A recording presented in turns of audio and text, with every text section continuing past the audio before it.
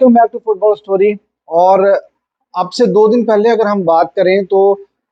Transfer window काफ़ी ज़्यादा डल नज़र आ रही थी और स्पेशली बार्सिलोना फैंस के लिए कुछ ज़्यादा हलचल नज़र नहीं आ रही थी। लेकिन जब से डेम्बले का रूमर स्टार्ट हुआ था और अब तो ऑलमोस्ट कंफर्म हो चुका है कि डेम्बले बार्सिलोना छोड़कर पीएसजी को ज्वाइन कर रहे हैं, तो उसके बाद से बार्सिलोना में एक हलचल से मच गई है और बार्सिलोना अब बहुत सारे ऑप्शंस मार्केट में देख रहा है और बहुत सारे रूमर्स और बहुत सारे जो प्रेस है बार्सिलोना से रिलेटेड और जो जर्नलिस्ट हैं वो बहुत सारी खबरें जो हैं वो मार्केट में लेकर आ रहे हैं। अब वो कितनी सही हैं कितनी गलत हैं वो तो टाइम ही बताएगा। और ट्रांसफर विंडो हमेशा जब तक ख़त्म नहीं होती तो इस तरह के रूमर्स उसमें आखिरी मोमेंट तक चलते ही रहते हैं। अब अगर हम डेम्बले के केस की बात करते हैं तो डेम्बले का जो केस है वो काफ़ी ज़्यादा कॉम्प्लिकेटेड हो गया और इस कॉम्प्लिकेशन की वजह से बार्सिलोना की जो टीम है उसका बैलेंस काफ़ी ज़्यादा ख़राब हुआ। क्योंकि अगर हम देखें अब से एक हफ्ता पहले जब डेम्बले का कोई भी सर पाँव नज़र नहीं आ रहा था कि वो पीएसजी को ज्वाइन करेंगे और यही नज़र आ रहा था कि बार्सिलोना की टीम जो है वो सेटल टीम है और यही टीम अगले सीजन में मैदान में उतरेगी और डेम्बले बार्सिलोना के मेन प्लेयर रहेंगे राइट विंग के ऊपर। तो इस चीज़ को अगर हम लेकर चलें तो और क्लासिको का भी मैच जो हमने देखा तो उसके बाद से यही नज़र आ रहा था कि बार्सिलोना की टीम बैलेंस टीम है और डेम्बले ही राइट साइड पर खेलेंगे। लेकिन जब डेम्बले का रूमर आया और डेम्बले की ये न्यूज़ आनी शुरू हुई कि डेम्बले छोड़कर चले जाएंगे तो फिर एक पैनिक सा बार्सिलोना में ज़रूर हो गया। उसकी वजह ये थी कि टीम का बैलेंस ख़राब हो गया और जो चीज़ें चावी डेम्बले से एक्सपेक्ट कर रहे थे वो चीज़ें अब प्रोवाइड करने वाले और कोई प्लेयर इस वक्त बार्सिलोना में नहीं है। फॉर एग्जांपल अगर हम रफीनिया को हम एज अ रिप्लेसमेंट देखते हैं डेम्बले की, तो रफीनिया वो चीज़ प्रोवाइड नहीं कर पाते जो डेम्बले करते हैं। डिस्पाइट द फैक्ट कि डेम्बले का इंजरी जो है वो एक बहुत ज़्यादा मसला रहा है थ्रू आउट लास्ट 6 सीजन। कोई इतना ज़्यादा डेम्बले ने बार्सिलोना को ऑफर भी नहीं किया, लेकिन उसके बावजूद भी एक टीम प्लान होता है, टीम का जो बैलेंस होता है वो आप अपने ऑप्शंस को सामने रख के ही देखते हैं, जो कि डेम्बले के जाने से काफ़ी ज़्यादा डिस्टर्ब होंगे। अब जो इस वक्त का सिनेरियो है, मैं ये वीडियो इसलिए भी काफ़ी लेट नाइट बना रहा हूँ क्योंकि डेम्बले का एक सिनेरियो ये भी आ रहा था कि 50 मिलियन का रिलीज क्लॉज हो सकता है कि पीएसजी वो ट्रिगर करेगी और उसमें से 25 मिलियन डेम्बले के कैंप को जाएगा और 25 मिलियन बार्सिलोना कैंप को आएगा। लेकिन अब तक जब मैं ये वीडियो बना रहा हूँ और पता नहीं जब ये वीडियो पोस्ट होगी तब तक हो सकता है कि सिनेरियो चेंज हो चुका हो, लेकिन जब तक ये वीडियो बन रही है उस वक्त तक तो अभी तक ऐसी कोई खबर नहीं आई और लगता यही है कि पीएसजी को ये 50 मिलियन का ऑप्शन नहीं मिलेगा क्योंकि शायद उन्होंने इस ऑप्शन को काफ़ी देर से यूज़ करना का सोचा और अब ये निगोशिएशंस होंगी और ये खबरें आ भी रही हैं कि डेम्बले ने ये बात कही है पीएसजी को भी कि आप बार्सिलोना के साथ निगोशिएट करें और कुछ ऐसा एग्रीमेंट निकालें जो तीनों पार्टीज के लिए एक्सेप्टेबल हो। और अब मुझे ये लगता है कि ये एग्रीमेंट अराउंड 60-70 मिलियन यूरो में, मुझे लगता है 60-65 मिलियन यूरो में होगा। और बार्सिलोना ने जो अभी तक की खबरें हैं वो ये हैं कि बार्सिलोना ने पीएसजी को 5 दिन का टाइम दिया है और पीएसजी को कहा है कि आप एक अच्छी ऑफर लेकर आए, वरना अगर 5 दिन गुजरने के बाद हम आपसे 100 मिलियन का जो क्लॉज है वो एक्टिवेट करने की बात करेंगे। तो अब पीएसजी कुछ ऐसा ऑप्शन लेकर आएगी जो कि एक्सेप्टेबल हो सबके लिए। मुझे ऐसा लगता है कि 60-65 मिलियन में ये डील होगी और उसमें से जो सुनने में आ रहा है 15 से 20% जो है वो डेम्बले कैंप को जाएगा या उसके एजेंट को जाएगा, बाकी बार्सिलोना रखेगी। और बार्सिलोना एक्सपेक्ट कर रही है अराउंड 40-45 मिलियन की रेंज में कि बार्सिलोना को इस सेल से प्रॉफिट हो। और 40-45 मिलियन का अगर प्रॉफिट होता है तो उससे बार्सिलोना को फाइनेंशियल फेयर प्ले में काफ़ी ज़्यादा हेल्प होगी। अगर 50 मिलियन का जो रिलीज क्लॉज ट्रिगर होता तो उसमें बार्सिलोना को 18.2 मिलियन यूरो मिलता आगे स्पेंड करने के लिए। लेकिन अगर ये 40 मिलियन की रेंज में बार्सिलोना को अमाउंट मिलती है तो बार्सिलोना के लिए एक अच्छी ऑप्शन जो है वो मार्केट में नज़र आएगी।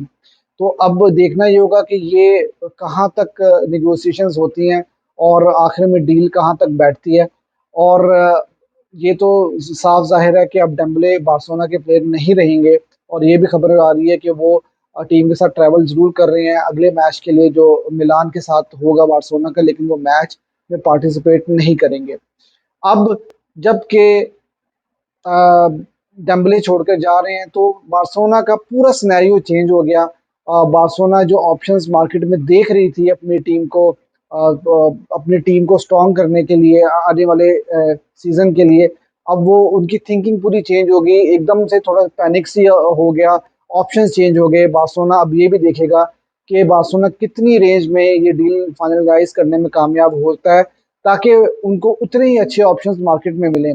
अब फॉर एग्जांपल बर्नार्डो सिल्वा को बहुत ज़्यादा, मैंने कल भी वीडियो बनाया था और उसमें भी कहा था कि बर्नार्डो सिल्वा का चांस अब बन रहा है, और अभी भी बहुत सारे लोग ये बात कह रहे हैं कि बर्नार्डो सिल्वा का जो ऑप्शन है वो इतना ज़्यादा आसान नहीं होगा। पीएसजी भी बर्नार्डो सिल्वा में इंटरेस्टेड थी, लेकिन मैनचेस्टर सिटी ने एक्सेप्ट नहीं किया, और बर्नार्डो सिल्वा खुद भी ला लीगा में स्पेन में खेलना चाहते हैं। तो ये भी कहा जा रहा है कि चावी ने बर्नार्डो सिल्वा को अप्रोच किया है और कहा है कि आप हमारी ऑफर का वेट करें, जल्दबाजी ना करें। तो अब देखना ये होगा कि क्या बार्सिलोना मैनचेस्टर सिटी को कोई ऐसा ऑफर दे पाती है कि बार्सिलोना बर्नार्डो सिल्वा को अपने अपना प्लेयर बना सके। और दूसरी चीज़, जो इम्पोर्टेंट चीज़, वो ये है कि जो डेम्बले के जाने से फाइनेंशियल फेयर प्ले में काफ़ी ज़्यादा, सॉरी, सैलरी कैप में काफ़ी ज़्यादा बार्सिलोना को मार्जिन मिलेगा। तकरीबन 16 टू 40 मिलियन का रेंज बार्सिलोना को मिल सकता है, डिपेंड ऑन द डील कि कितने की डील होती है। तो सैलरी कैप में भी काफ़ी बड़ा ऑप्शन जो है वो बार्सिलोना को मिलेगा, जिसकी वजह से अब जो रजिस्ट्रेशन का इश्यूज थे वो बार्सिलोना सॉर्ट आउट करने में कामयाब हो सकती है। और बर्नार्डो सिल्वा, अब देखना ये होगा कि मैनचेस्टर सिटी कितने पैसे डिमांड करेगी उनकी, लेकिन जो सैलरी कैप का इशू था वो बार्सिलोना काफ़ी हद तक मैनेज करने में कामयाब हो जाएगा। और अगर बर्नार्डो सिल्वा आ भी जाते हैं तो क्या बर्नार्डो सिल्वा वो ऑप्शंस बार्सिलोना को देंगे जो ऑप्शंस बार्सिलोना डेम्बले के साथ अचीव कर सकती थी? For example Dembele one on one situation में बहुत अच्छे हैं और पेस अटैक आपको देते हैं, दोनों राइट एंड लेफ्ट फुट, दोनों फुट से बहुत अच्छा स्ट्रॉन्ग फुट था उनका। तो ये चीज़ बर्नार्डो सिल्वा नहीं दे सकते, लेकिन बर्नार्डो सिल्वा थोड़े डिफरेंट टाइप के प्लेयर हैं, लेकिन उनके पास भी बहुत ज़बरदस्त ऑप्शंस हैं। टिकी टिका स्टाइल पेप गार्डियोला के साथ वो ऑलरेडी खेल रहे हैं, और उसके बाद वो नंबर 10 की पोजीशन पर भी खेल सकते हैं, राइट विंग पे बड़ा अच्छे तरीके से खेल सकते हैं, और कंट्रोल बहुत अच्छा है उनका, पासिंग रेंज बहुत ज़्यादा अच्छी है, बहुत मेच्योर प्लेयर है। तो मेरे ख्याल से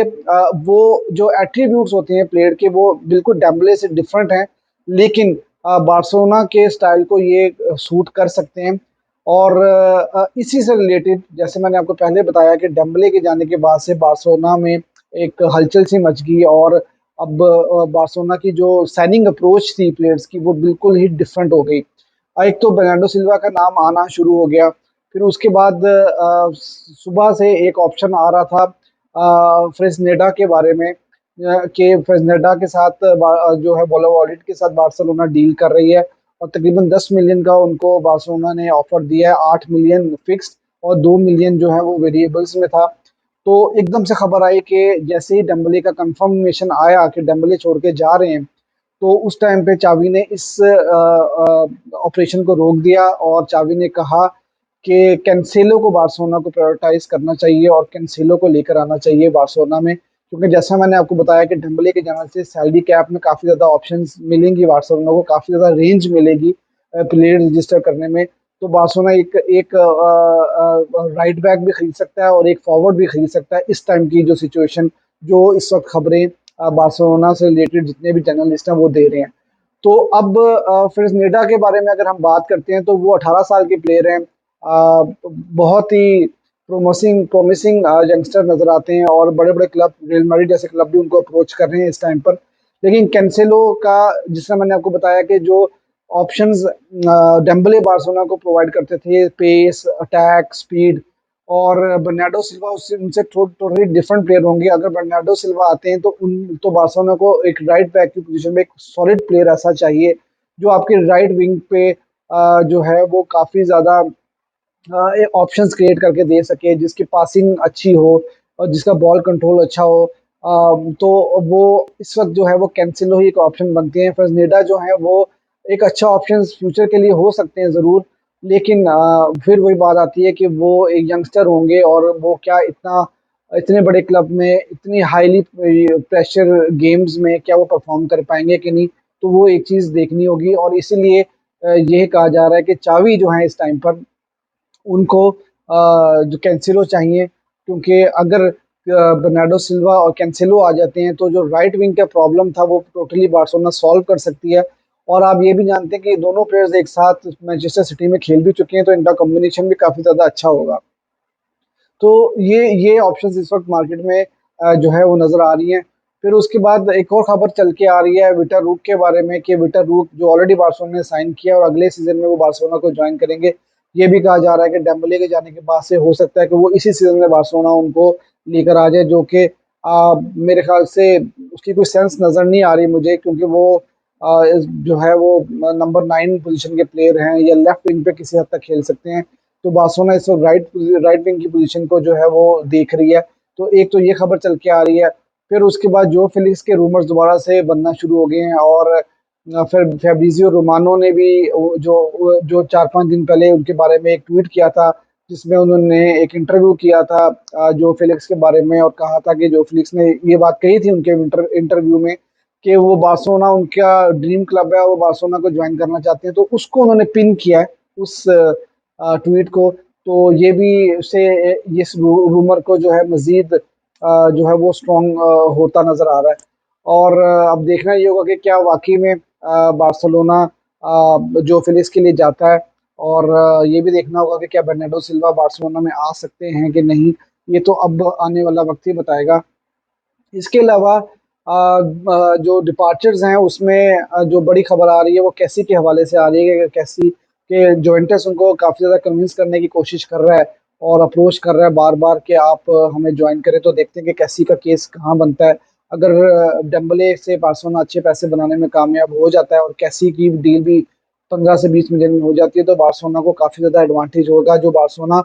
काफ़ी ज़्यादा स्ट्रगल कर रहा था प्लेयर सेल करने में, तो अचानक से बार्सिलोना तकरीबन 70-80 मिलियन जो है इन दो प्लेयर से बना सकती है। और अब खबर है अम्बापे के बारे में। अम्बापे के रूमर्स भी जो हैं वो काफ़ी ज़्यादा स्ट्रॉन्ग होते चले जा रहे हैं। अम्बापे का अब 60 मिलियन का जो बोनस है वो एक्टिवेट हो चुका है 1 अगस्त से, और अब उनको वो बोनस मिल जाएगा। और जो अब खबर निकल के आ रही है वो यही निकल के आ रही है कि अम्बापे इस सीज़न में पीएसजी में ही रुकना चाहेंगे, क्योंकि उनको ये बोनस चाहिए था 60 मिलियन का। और उन्होंने ऑलरेडी जुलाई के स्टार्ट में रियल रियल मैड्रिड के साथ 3 साल का कॉन्ट्रैक्ट साइन कर लिया है, और ये खबर फैब्रिजियो रोमानो ने दी है कि उन्होंने 3 साल का कॉन्ट्रैक्ट साइन कर लिया है और वो as a free agent Real Madrid को अगले सीजन में ज्वाइन करेंगे। और फिर ये भी खबर आ रही है कि पीएसजी फीफा कोर्ट्स में जा रही है, और वो उनका कहना ये है कि रियल मैड्रिड ने जो है वो एक गलत कदम उठाया है, और रियल मैड्रिड किसी भी प्लेयर के साथ कोई एग्रीमेंट नहीं कर सकता जब तक कि जो क्लब जिस प्लेयर को ओन करता है उनके साथ निगोशिएशंस ना हो जाएं। तो इस वक्त जो ट्रांसफर मार्केट है वो बहुत ही मज़े की चल रही है, और बहुत ज़्यादा हॉट न्यूज़ आ रही हैं। अब ये न्यूज़ कितनी सही हैं, और जो स्पेशली बार्सिलोना से रिलेटेड, क्योंकि डेम्बले का जाना तो ठहर गया, वो तो अब जाएंगे ही जाएंगे, लेकिन बार्सिलोना उनकी रिप्लेसमेंट क्या लेके आती है। साने का भी रूमर आया था, लेकिन जो मुझे इस वक्त लगता है कि बार्सिलोना शायद बर्नार्डो सिल्वा और कैंसिलो को ज़्यादा प्रायोरिटाइज करेगा, अगर उन फेयर फाइनेंशियल फेयर प्ले और सैलरी कैप ने इस बात की इजाज़त दी। तो